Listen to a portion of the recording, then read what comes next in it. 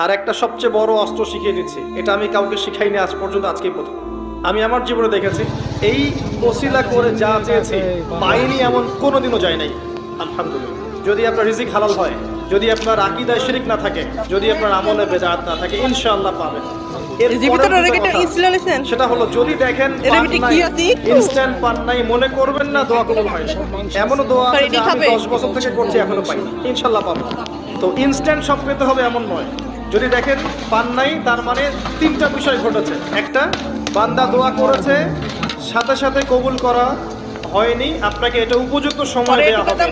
দুই নাম্বার, এই যে আপনি আল্লাহর কাছে চেয়েছেন, আপনার তাকদীর থেকে কোনো বিপদ আপদ ছড়িয়ে দিয়েছে।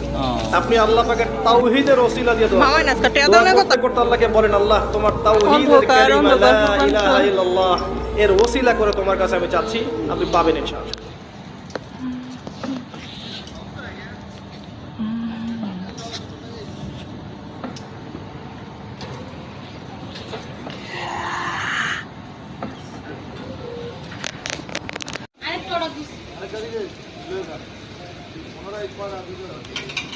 প্রথম